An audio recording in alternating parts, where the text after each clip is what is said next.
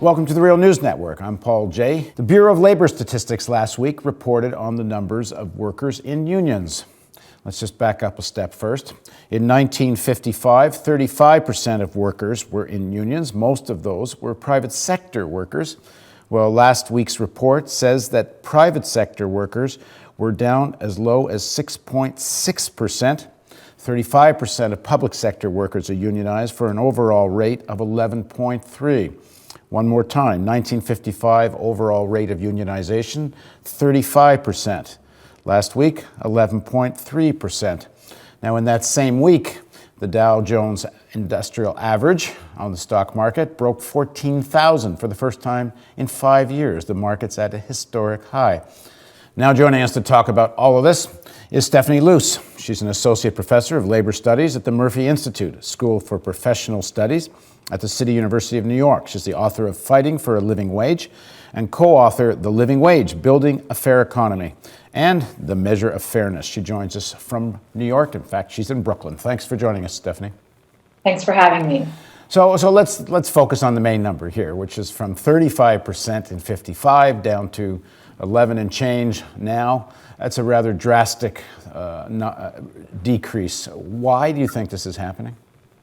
Well, I think, this steady decrease has been going on for several decades. And for a while, the number of workers in unions was going up as an absolute number, but the density was falling. And now density is falling as well. And I think really you can kind of divide this into different categories of explanations. One of the explanations is that unions themselves are to blame. They were slow to recognize a changing global economy. They were resistant to immigrant workers belonging to unions. They were not innovative in their organizing strategies and not aggressive about fighting corporate globalization. But on the other hand, there's a lot of external forces too, which is that employers have really been on the offensive against unions in the last 30 years and have in fact changed laws, changed regulations, and even they're breaking laws as a way to fight unions and keep unions out of the workplace. So we see weak labor law, weakly enforced labor law, but also changing global rules and regulations around workers' rights. Well, let's start with some of the internal factors first, and then we'll go to external.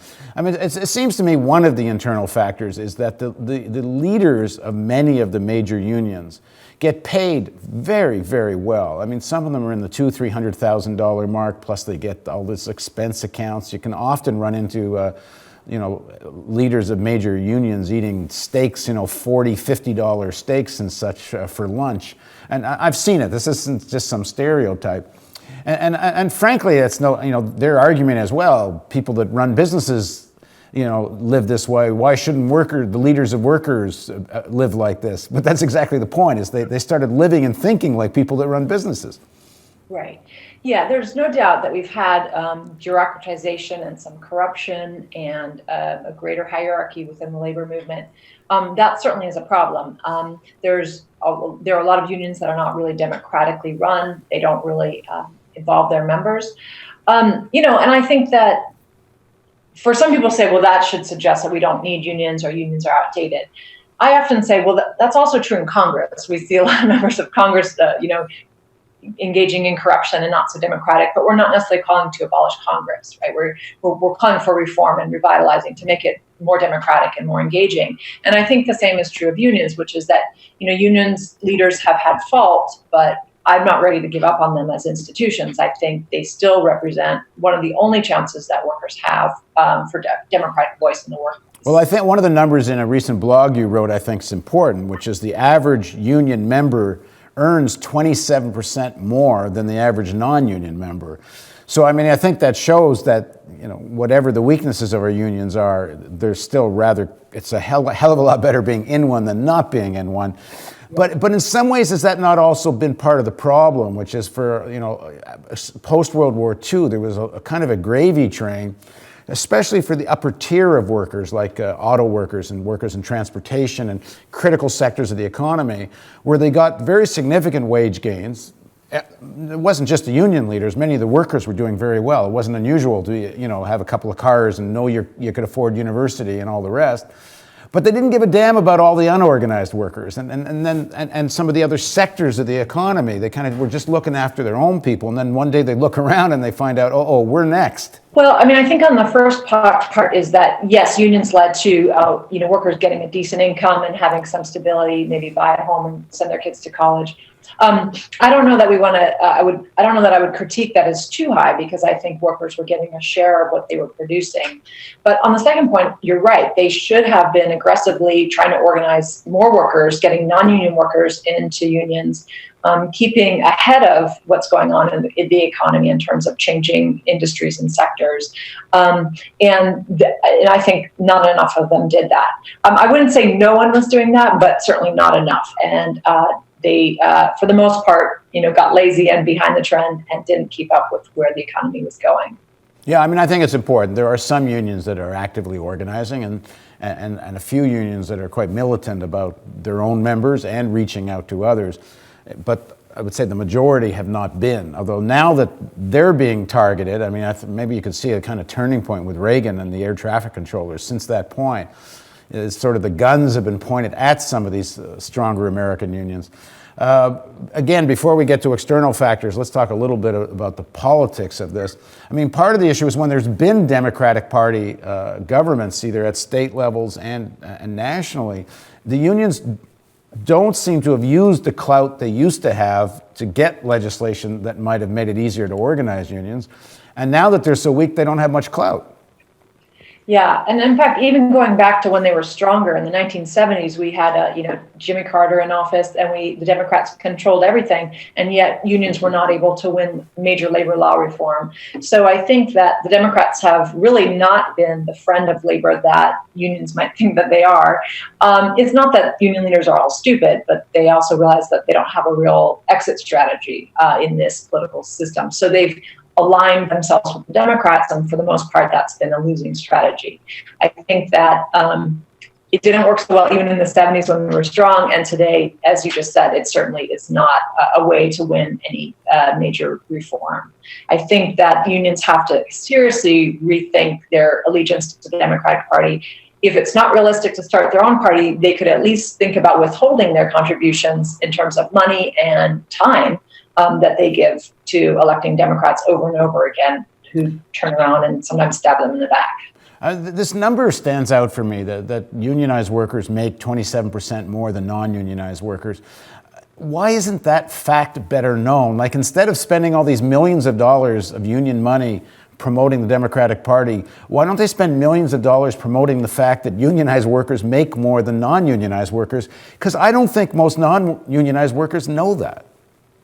Well, I think, it's not just wages. They're actually much more likely than non-union workers to receive health insurance, pension, paid days off, and job security.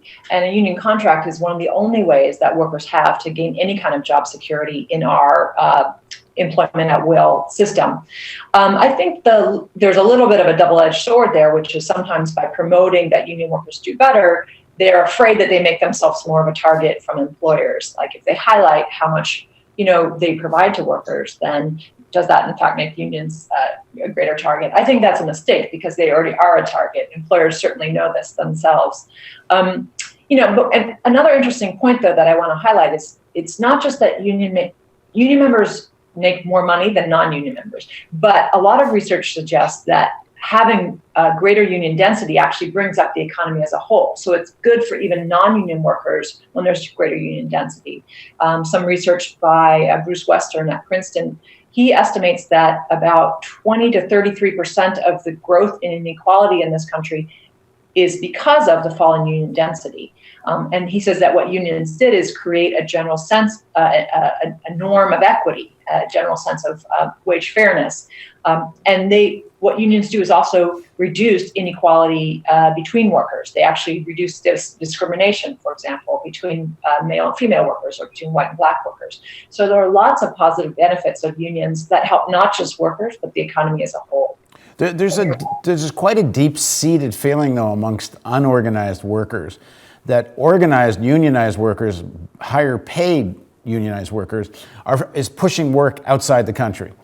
and they blame the unionized workers. It's interesting, we covered a strike in Sudbury, Canada, which and the dynamic here is similar, although unionization rates in Canada are still somewhat higher than in the United States. But this is essentially a one-industry town, a nickel mining town. The nickel miners spend all their money in the town. It's because they've been highly paid that the town does relatively well. They go on strike.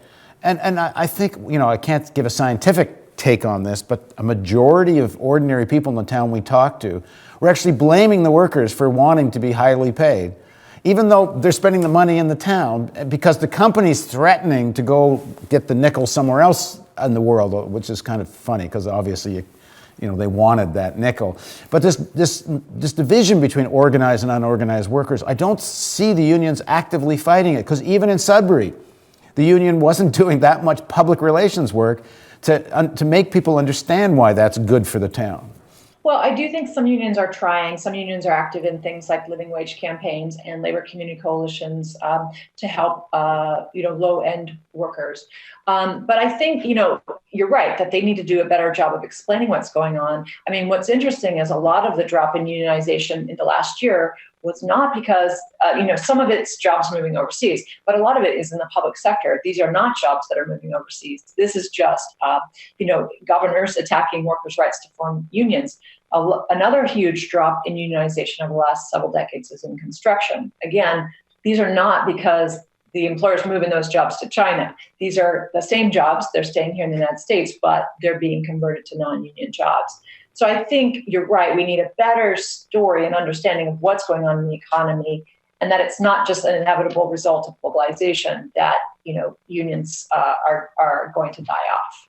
Now, the one words or letters that we have not heard from President Obama during the last presidential election, we haven't heard anything now that he's been inaugurated, was EFCA, the Employee Free Choice Act. This was supposed to be the grand bargain, if you want, with the unions, that President Obama was going to reform labor legislation, and not a whisper of it now. Right. And I'm not surprised, because I didn't ever believe that Obama was just going to come in and sign this sweeping labor law reform that, as I said, Jimmy Carter and the Democrats didn't do in the 1970s.